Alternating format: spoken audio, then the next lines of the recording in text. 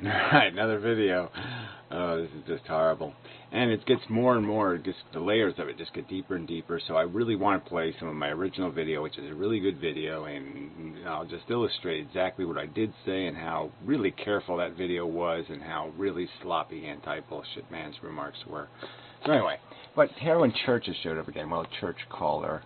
And he sits there and says, "Thank you for finally calling Inmendham out on his sloppiness." Yeah, I'm the slob. I play people's videos and respond to them, and I don't make these sloppy comments all over the fucking place, that's for sure. I see some Klingons like annoying groupie in different sky are still squawking. Good on you for doing this. Okay, so whatever. Doing what? What is exactly that he's done? Oh, that's right. Really made a fucking huge mess. I made a really careful video. It's a really good video. The original video that's a response to Hafla Day. It's a really good video. It has premises outlined, and I describe the premises. And I'm careful and cautious about not saying too much. And it's a really good video, and this fucker took a shit on it. And you're applauding him. I mean, really, that's all that happened here. I didn't make any outrageously bold statements in that video. And so now we're just going to show Heroin Church for the fucking asswipe he is, because right here he makes these idiotic comments. Just idiotic. So here's what he said on another video. Here's what he said on Anti-Bullshit's other video. Yes, I couldn't agree more that the net principle approach is very pushy and prying. Well, again, the net principle approach doesn't push or pry on anybody. It just establishes a truth.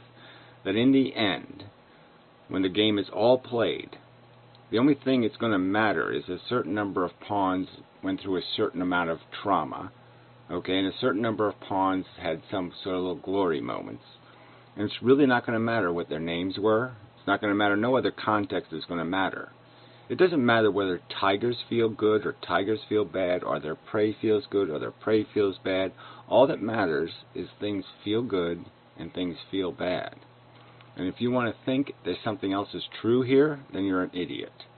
The reason why people do bad things in the world is because people are stupid. That's all. They're just as ignorant as a cat playing with a mouse. When a psychopath is ripping somebody's skin off and eating it, he's just an ignorant cat playing with a mouse. He doesn't understand what it is he's doing, the damage he's creating. Anyway. The idea of collectivism is disgusting to me. So, right there's an interesting statement. Because I do not at all see people as being fundamentally equal. So fundamentally equal is not somehow I'm being a slob by using a word describing that we basically fit into a category of being sentient, being capable of being harmed, feeling, all this kind of stuff, and he thinks he's better than everybody else, or better than most, or better than something, and that somehow what he feels is more important than what they feel. Or somehow it would matter if they have a broken leg and he has a broken leg, that somehow they should have a broken leg. And I've even said in videos quite clearly that if we could distribute the harm, we should distribute it to the assholes. But that's just emotionally gratifying. Let's not be irrational assholes and say somehow that's the disciplined intellectual thought. No, that's the moron talking. That somehow it matters who's doing the suffering. Because it just fucking doesn't. I mean, the only thing that matters is deterrence and education. And as soon as you're not doing those two things, pain and suffering, it just doesn't matter whose brain it's in. The sensations we feel may be the same, well there you go, but the individualism is a necessary barrier that must be used to sort and organize our reality. So that is just complete mush, right? So at worst, I might be able to interpret that as some sort of, we need it to have social structure. Well again, I haven't undone social structure. I haven't advocated that criminals are innocent and they shouldn't go to prison or any of that shit. I haven't said any of that crap, and I'm a hard determinist. Yeah, I don't think there's any way you can unravel the fact that you need deterrence. So, yeah, but as soon as deterrence is eliminated as a possibility, if there is no deterrent value, there's absolutely no point in if we capture Adolf Hitler, torturing Adolf Hitler. So if you think there is, then I think you're retarded. And the same is true. It just doesn't matter who feels the pain. It just doesn't. You want to believe it does, go ahead and believe it. But I think that's profoundly ignorant.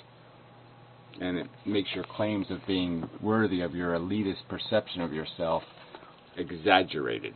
Because apparently you're not very smart if you think that's true. So, but yeah, you're the slob on the internet, jackass. So anyway, he's done a video, Inmendham's decline. Yeah, whatever. I think, whatever. I don't know what this icon has to do with it, but whatever. He's obsessed with this suicide thing.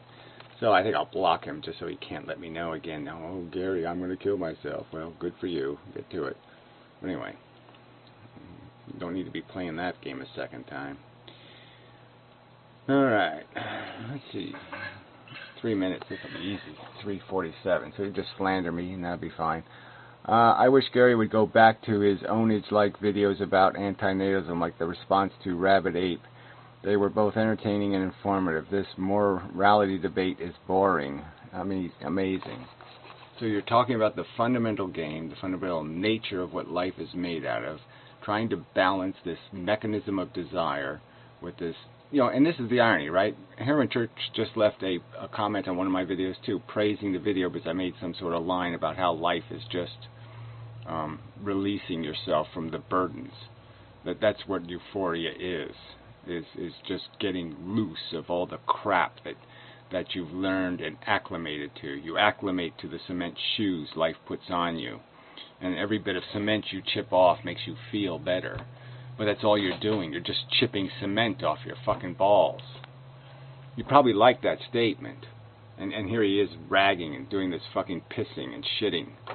Just amazing turd. Like this isn't an important conversation. I mean, just amazing, these assholes.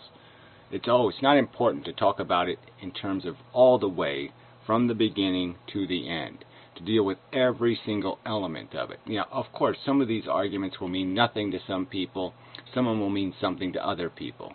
And if you don't understand that you can't just make the same argument to every single person, and that arguments have to be created, they have to be built, and the more you can tie it all together, the more you can make the Lincoln logs all connect properly. The more solid you make that square box, that structure, the more weight it can hold, the more hammer blows it can take, the more kicking around it's going to be able to endure. The stronger you make that argument, the better off you'll be in the long run. And here you shitheads will rag on me because I'll sit there and endure this minutia and fight through these details, and you fucking will sit there and rag on me for it. I mean, you fucking suck. You contribute nothing. Either one of you little turds. And yet you'll point your finger at me? Fuck. This morality debate is boring, and I think antinatalism holds water regardless of moral realism versus nihilism.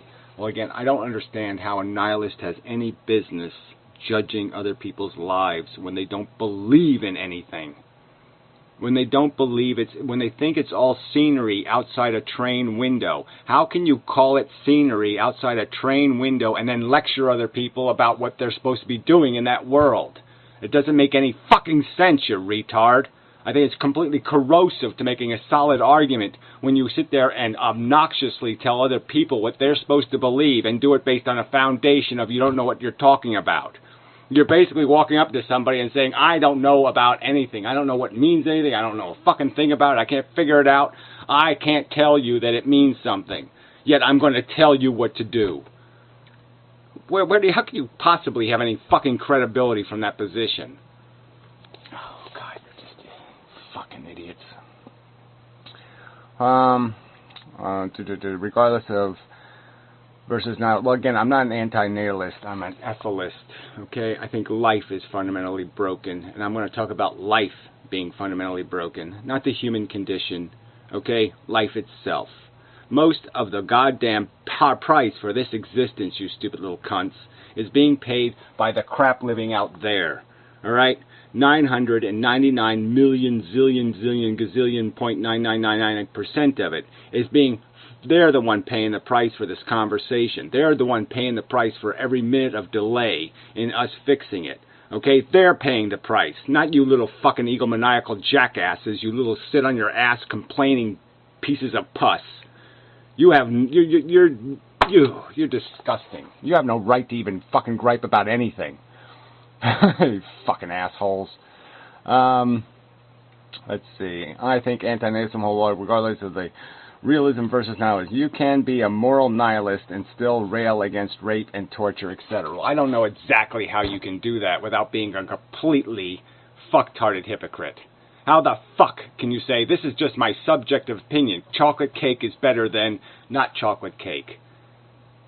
I mean, you're conceding that somebody else can come up with a subjective opinion that's completely opposite yours and it's valid. And yet you're going to argue in defense of your opinion. It just doesn't make any fucking sense. I somewhat agree. Well, that's a really, man, you're not vague at all there. You're not at all misleading or, sloppy. That's not a sloppy response. I somewhat agree. Man, that's not sloppy at all. That's like not diarrhea over every wall in the goddamn house. What the fuck does that mean? I somewhat agree. Somewhat agree with what? Rabbit Ape's name is funny? Oh, the guy didn't even say that. What the fuck? What the fuck are you agreeing with, you stupid putz? Oh, man, I just see you fucking little weasels. Alright, so well, whatever. I can't block you from here, but I will be blocking you.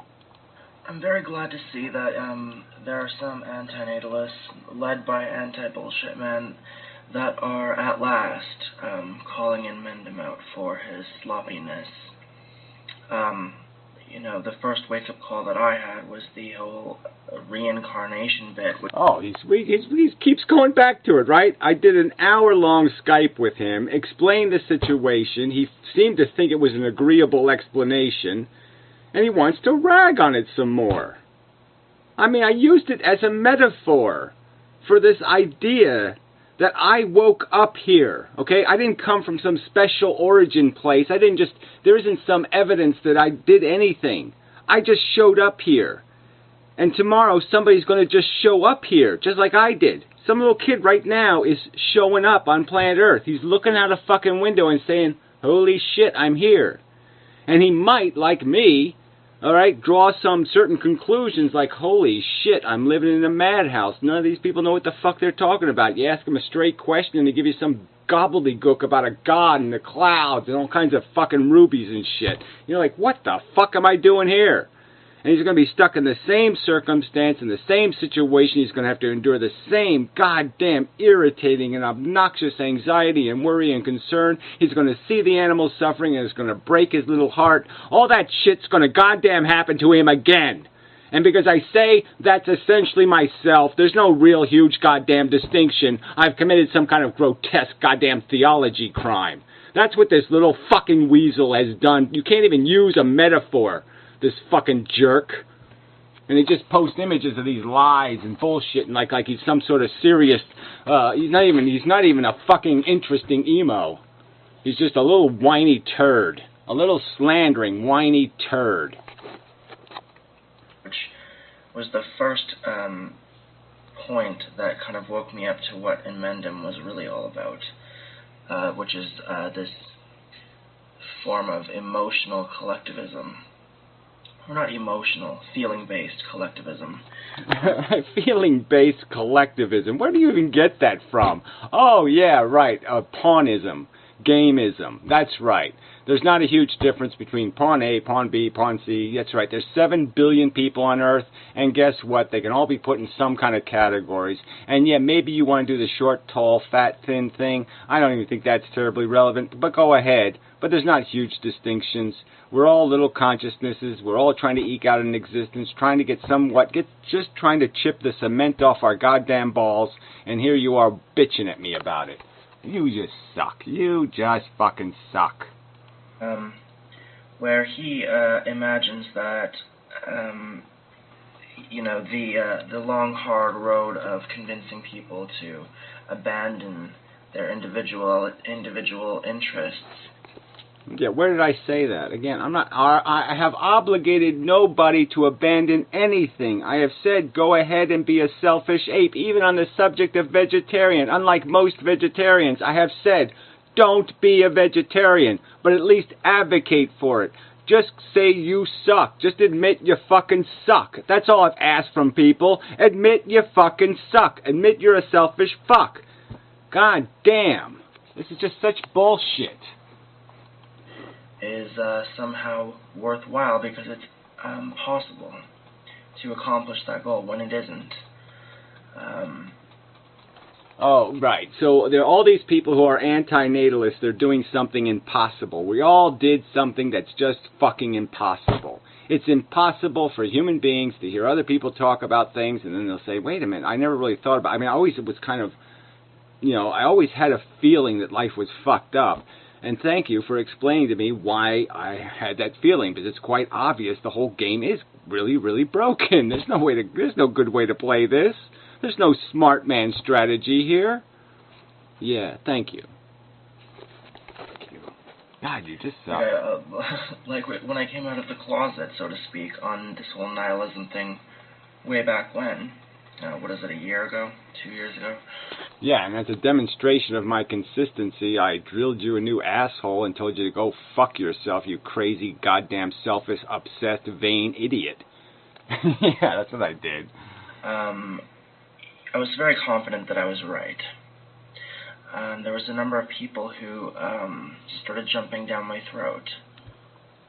And I think now that they've finally had some time to allow their star-struckedness of Inmendham to fade, now they can finally wake up to reality. I'm looking at Skid Row Radio and a few other retards who,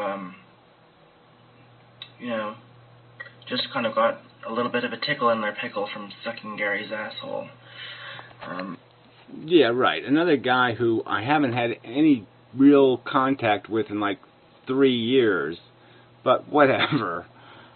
You're an amazing little turd. The world will be better off without you. How annoying. Moral nihilism is the path of least resistance in the human psychology and in the circumstance of our reality. I've always said that the path of least resistance. I mean, how does that even mean anything? The negation of the idea that there's a meaningful difference between outcomes, that it just doesn't matter. You think that's somehow a rational way to look at it. And you're basically sentencing, you're basically just saying, go ahead, make more of a mess. I don't care. I don't care because I don't think a mess matters. It's just so fucking irrational coming from somebody who's so desperate to get out of the dilemma he's been put in. It's so fucking preposterously nonsensical. I mean, what have you been eating? Platypus shit? I mean, that's got to be the reason, right? That's what's going on. Everybody's eating platypus shit. And their brains are starting to dissolve. A personal, graceful exit is the fastest way to antinatalism. Oh, whatever. It has nothing to do with antinatalism, right? I mean, whether I kill myself or not, I'm not going to reproduce anyway, so that doesn't matter. And again, I'm not the one that's threatening to produce the next me, metaphorically. Put the next victim on the fucking Barbie. So if I'm not stopping the people who are going to put the next victim on the Barbie, then I guess I'm not going to accomplish anything. Stopping myself from doing something I'm not doing doesn't make much sense. You can't figure that out?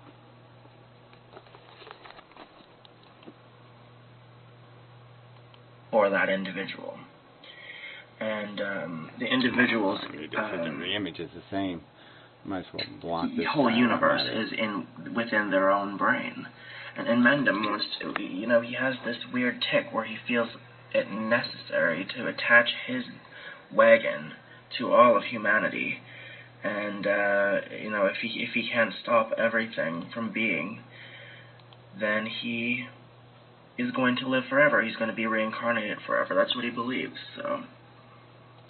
Well, again, so everybody who's seen the Skype conversation, who's seen all the videos I've made on this subject, trying to undo one person's misinterpretation, and it's just this one person.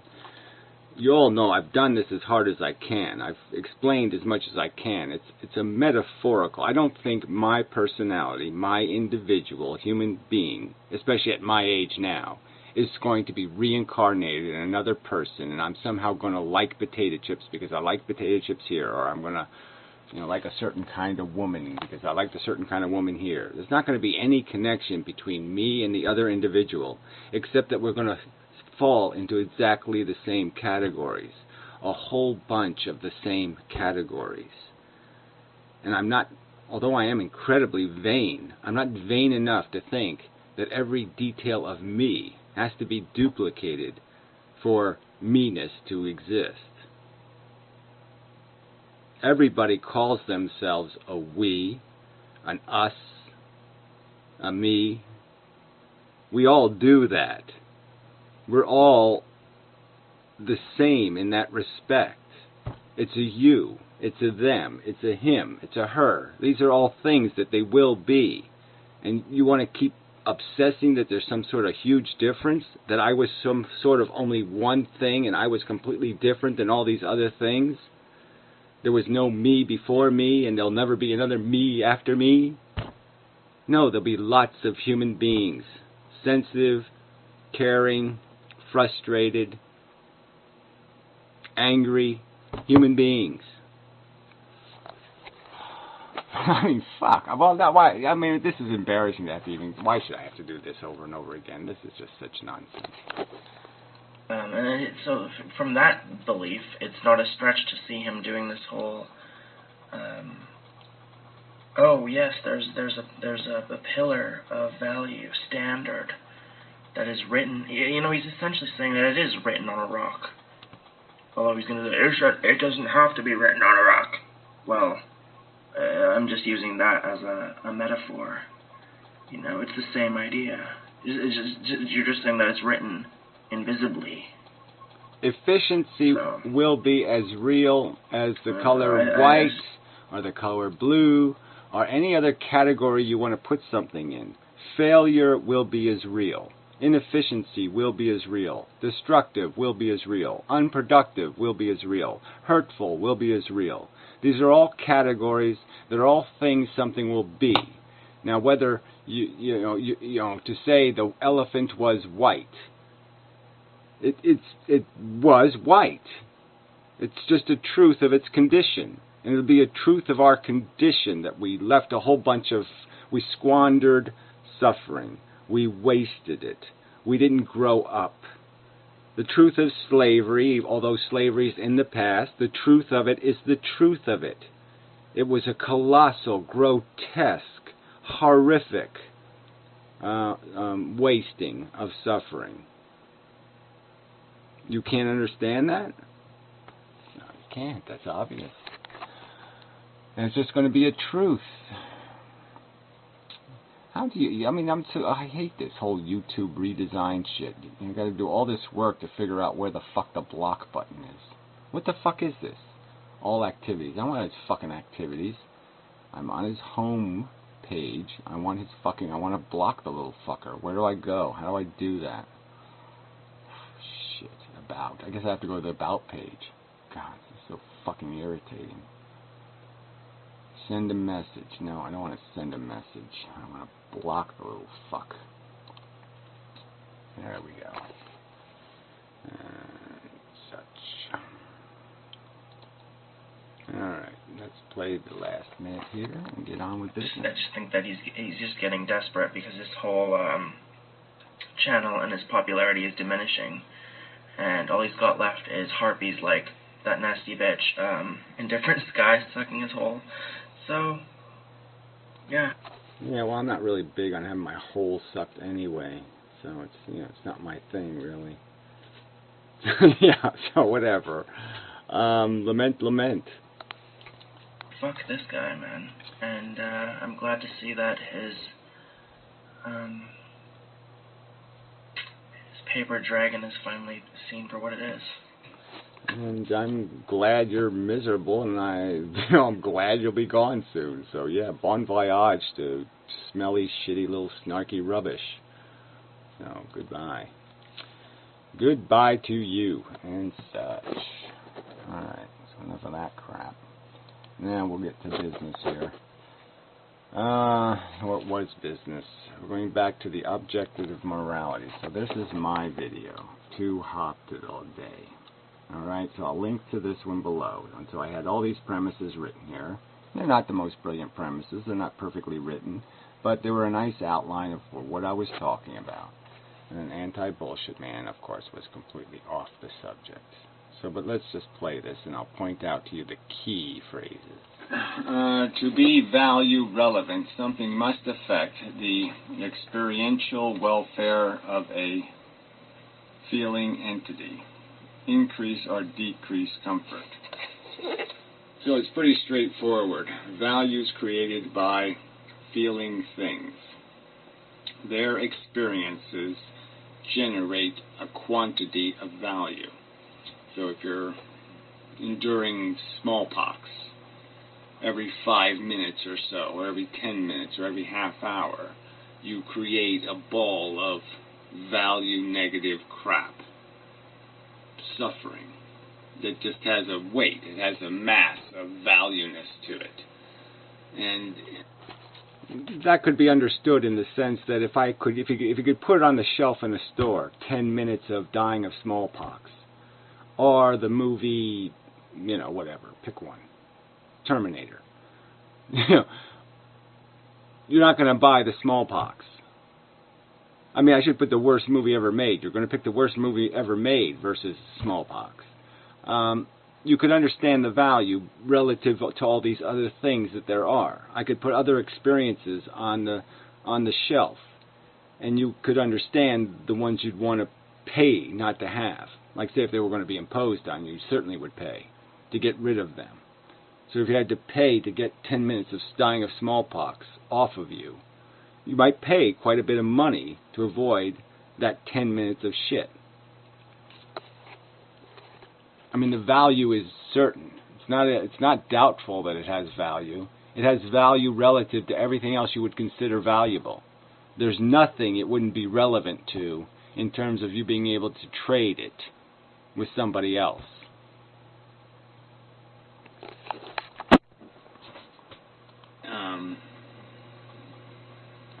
And just think how much you would trade if it was somebody you cared about. How much you would give to get the smallpox ball off of somebody you cared about. Can be appreciated. Whether we can exactly quantify it is a subject to argument, and I think that's true. It's difficult to exactly quantify exactly how much negative dollars that is. So there you go. So isn't that a pretty careful statement? I'm saying, okay, there's the principle. Now, doing anything, with these numbers are really tricky. The finer, I'm certainly implying, the finer you make it, the harder it's going to be to do any kind of exact math. So I'm conceding the fact that we don't yet have the quanta. We don't have the perfect elementary statement. I think it exists. I think it's within my reach. But I haven't put it into words yet. I haven't made that perfect, eloquent statement defining the value so it's completely understandable relative to every single thing. 5 negative dollars, 10 negative dollars, whatever. But we know it's an amount of negative. And there's certain positives that will have no power to compensate for that negative. So it's just figuring out the exchange rates between these value states. But ultimately, I'm going to argue that all the value states are negative. So in a sense, you have no hope of ever compensating for powerfully negative experiences people experience, because you can never generate anything of real value to compensate for it. Ultimately, I'm going to argue, so I did state in my thing that that's the later hypothesis. That's over here somewhere, okay? It's not part of this argument about ethics and morality. It's a conclusion that needs more evidence or proof to be made that I'm not going to be making in this video. So that, again, that's the proper way to look at that statement. And all there can be is a projection of value, a notion of value, based on some, I will accomplish something in the future, and that accomplishment will justify the suffering I endured, I created, I let loose into the universe. Okay, so let's just make a separation here. The zero-sum game argument is one argument. The argument that there's a net, that there is a value game being played is another argument. So this is about the fact that there is a value game. It isn't an argument about the zero-sum game. Oh man, I'm so tired. Anyway, extremes are easily quantified, value-weighted, and equated. Okay, I didn't read that very well, but its extremes are easily quantified. So there's the first use of the word extremes. It's in the writing, so it's right in here. Here it is. Extremes are easily quantified, value-weighted, and equated. Extremes. So there's the word. Extremes. It's right there. Can't deny it. It's right there. I'm talking about extremes, clearly. So obviously, yeah, the extremes are easy to do. So we know that smallpox for a half an hour wouldn't be worth, like say if you get an extra sprinkle, just a little tiny sprinkly thing on top of your cupcake. We know that there's no way, if you went to the store to buy a little extra sprinkle to put on your cupcake, and it cost one person having smallpox for an hour, there's no way you buy that sprinkle. It's just too expensive. So these extremes are really easy to establish the moral imperative, the law. Right. So in defense of what I'm claiming as a principle, I'm pointing out that we see the extremes on either side of the fence. I'm basically saying that's what a principle is. You're basically saying there is this thing that exists, this divider, this statement of truth. And I'm saying here it is. We can see it because we can see the distinctions between the extremes. We can be solid on the extremes. So if we have the extremes on the two sides, we know there's a principle here. Logical imperative. You have a logical imperative not to squander or waste the suffering for something as useless and frivolous and trivial as a sprinkle on the cupcake. Right. The existence of sentience creates value. I mean, it seems like such an obvious statement, but I mean, it's one that's going to have to be established through even more argument than here, but it just is the truth. Okay, the existence of sentience creates value. As long as there's something alive, feeling, it doesn't have to be alive, but anything feeling, creating feeling sensations, it's creating value. It now has a welfare. It can feel better or it can feel worse. And that's the game of value. You have a logical imperative to make things feel better and a logical imperative not to make things feel worse. In net. Again, it's the net equation. When the whole thing is played out, how much did dropping that screwdriver, how much suffering in the world was created because it dropped, and how much would not have been created if it hadn't dropped. So, yeah, I think it's a pretty simple definition of the reality, okay? This is the reality we exist in. Everything will have an impact on the world. There's a world with me in it and a world without me in it. And in one of those worlds, okay, people are, there's a net equation to whether it's that there's people in, whether more suffering was endured. Let's just use one of the quanta. Like I said, the positive element, I'm still debating its existence. You may concede its existence. You may believe its existence. That's not what I'm arguing here. I'm just arguing the fact that we know the negative exists. We know it has a value. And I'm saying there's a truth about whether the world has more suffering in it with me or without me. There's just a truth. And that defines the substance and meaning of my existence as being good or bad. It's just that obvious. That's the game we're playing. That's the goal that's being scored. That's the function. That's the value of the game. This is what the machine life creates. It creates these states of sentient welfare. That's it. There's nothing else that means anything. Everything else only has value related to how it affects these sentient things and how it balances that equation, how it changes the net effect. And that's the thing Anti-Bullshit Man is saying is insanely stupid, imbecilic, nonsensical rubbish. And I'm saying I can't imagine anything else, and he's not helping me imagine it to be any other way. Exactly. And that'll be the question, whether I had a moral obligation to prevent it from falling. The existence of sentience, I already did that, creates value. Conscious experiences produce a value state. So consciousness is the creator of value. And yeah, just seems obvious. Okay.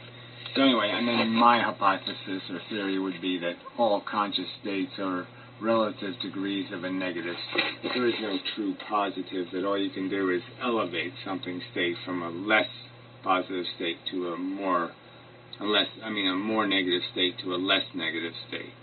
And that's all we do in our existence, is migrate ourselves from less negative to more negative, or more negative to less negative. And that's all we can accomplish. And so it's totally a zero-sum game, and it just totally can't be played to a profit. It can only be played to a loss. Because you have to create the negative state before you can have any positive state. You have to make the mess before you can clean up the mess. And that isn't fundamentally makes it broken, because you have to break it to fix it. We have to break it by existing, by making us vulnerable, by creating harm. And now we can extract ourselves from harm and call that victory. But it's not really a victory. We're just getting ourselves out of the hole that we were thrown in terms of existing. So anyway, that's another argument, separate from the existence of value and morality. So I will keep that separate, but I'm just saying that's ultimately that does play a key role in understanding this quanta of value, and the fact that it is very mathematical, and it does have a substance that can be understood, and that we can pretty much, if we really work at it, quantify it. We can quantify our experiential state and understand it to be negative $1 versus negative $5 versus negative $10 versus negative $1 million. And we can do a lot of that. We can certainly fit things into ranges, and we can understand that to take myself from a negative $5 to a negative $1, I can't do that. I can't justify taking somebody else from negative $50 to negative $500. There you go. Another extreme example. Tiny amount of gain for me, huge loss for somebody else in their welfare. I said ranges, okay? Nothing explicit. Let's not bother with the fence. Let's just bother with the idea that we know there's these obvious things. Like I said, once you establish extremes on both sides, you've defined the principle. And you don't have to prove the fence bird shit. That would be a bad value exchange, therefore illogical, therefore immoral.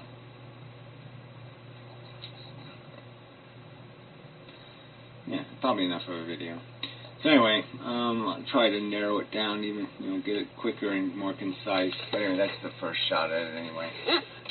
So again, this is not a bold, obnoxious video. I'm not making hard, awful declarations. I'm just making this basic observation that we know for certain that certain hardships aren't going to be worth any, certain benefits, and we can establish this relationship between value quantities.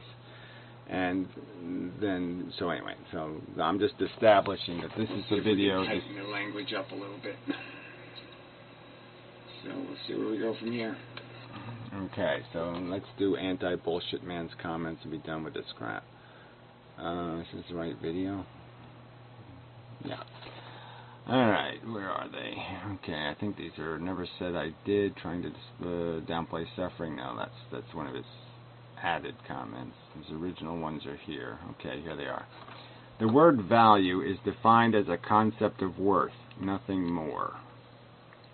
I already said, I mean, this is just sort of obnoxious. So anyway, now he wants to play a semantics game. You've done a stellar job in the past of railing against postmodernists who try to mess with language. So somehow I've messed with language. You saw the video. I was explaining the relationship between values. I even did the example of the store and all that crap. I mean, fuck.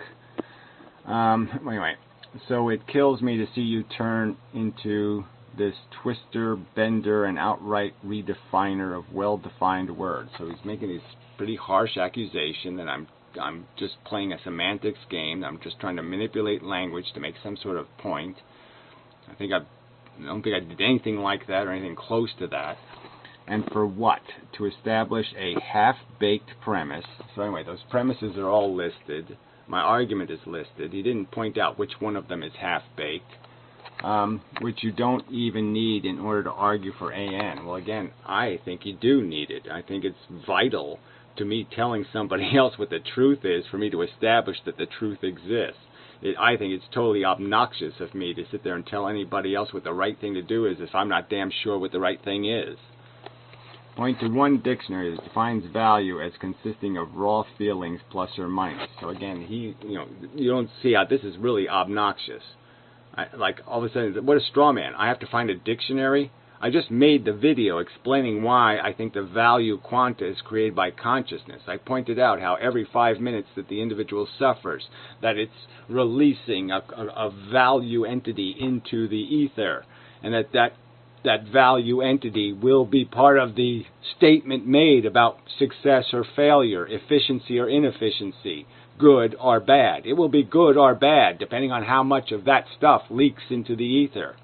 If every one of us if all 7 billion people on Earth tomorrow got smallpox and started dying of it, the stench of the suffering in the ether would be obvious. The horror of the waste would be obvious. The need to correct for the huge amount of negative being spewed into the ether would be obvious. To establish it's simply incoherent to apply the word this way. I'm applying the word to the very core that all value is based on. As I said in the other video, not this video, but I might have said it in this video, who knows. I think I made the point that everything else that has value because it affects a sentient being. I mean, let's go back to the premises. I'm sure it's right the fuck in there. How can you refute that with this simple one sentence? You show up with your one sentence and think that's enough of an argument? I mean, it's disgusting. Well, it's probably in here. Aesthetics, extremes, easy, no. Sentience creates value.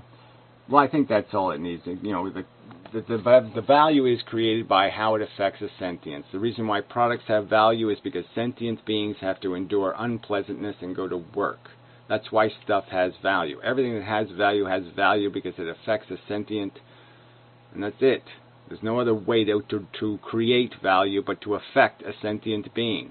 And he's telling me I don't have a right to use the word value in this way. And I think that's just obnoxious. Anyway. So the tunnel vision. So we know the word tunnel vision is not used in any kind of... You couldn't find... Where are you going to find a non-derogatory use of the word tunnel vision? Do you know of any? If I go on Google, anti-BullShitMan, how many uses of tunnel vision am I going to find that aren't derogatory? Net principle formula you tout leads to the following. Alright, so the net principle I pointed out by using the word extreme. Again, the word extreme is right in the written premise. It's right there. Extremes are easily quantified, value-weighted, and equated. I mean, shit, it's one single sentence and it starts with the word extremes. So I'm conceding, obviously, by that statement, that the non-extremes might not be so fucking easy. I mean, shit. And he says, well, here, I'm going to ignore what you said, and I'm going to try to pretend that I've got a counter-argument that basically is built on a premise I've already conceded, that the non-extremes are going to be very complicated. So unless you want to get into a whole fucking big pile of argument about those, you're not going to be able to give me a non-extreme that isn't going to require explicit detail. So let's just play out what he said here. Okay. If presented with the opportunity to painlessly, instantly kill an adult who is as educated as you, is content with his life and wishes to live the remainder of it, who lives on a desert island, who lives a purely vegan diet, whose continued existence will not tilt any outside interaction, the only rational move is still to kill him as per zero-sum mandate. So again, in the video, I conceded the zero-sum argument isn't even going to be in this video. Okay, I'm not arguing that in this video. I'm arguing for objective morality.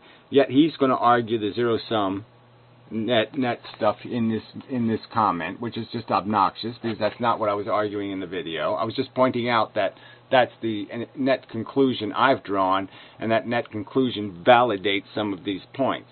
The logic is interconnected. But anyway, and so here's this scenario, right? So if you believe life is fundamentally fail, it's pretty hard to live it without failing. You know, the obligation is yeah, if I thought it was worthwhile, then yeah, I'd build life parks. But obviously I don't think it's worthwhile. I don't think it can be productively lived. All right? And so in this scenario, you'd have to explain to me, how's this individual going to die? How are they going to live? I mean, are they living on some paradise island? You say desert island. You don't say paradise island. How do they function? What's the preparation? Does he have a gun so he can blow his brains out in case everything goes wrong? He gets cancer on a desert island by himself. I'm not supposed to think that might be something worth stopping. That it might be possible that sometime in the future he might wish he never stayed on the island. But whatever. Again, but still, look, the point is this has nothing to do with the argument being made. And I conceded in the video that there's no point in going on the stuff on the fence. We have the extremes as the proof. We don't need to sit there and do the bird shit on the fence because we have the extremes to establish the proof. There's just no doubt about the value weight of these things. And if I gave you the scenario, you would no doubt raise your hand one way or the other saying, don't do that, or yes, do that. And those questions are obvious in the extreme. They've got two buttons in front of you. 6 million Jews eating cupcakes, 6 million Jews in a concentration camp. You know which button to press. We can see the logic in it. It's right there in front of us. There's no doubt about the truth. And that's what the extremes establish. There's no doubt about the value truth of it. There's no rational way to justify hitting the non-cupcake button. None. No rational theory can be contrived to justify it. Leaving it as simple as it is. You know, there's no hidden prize behind curtain number 3. It just is. Everything else stays the same. The only thing that changes is 6 million Jews suffer and 6 million Jews don't suffer.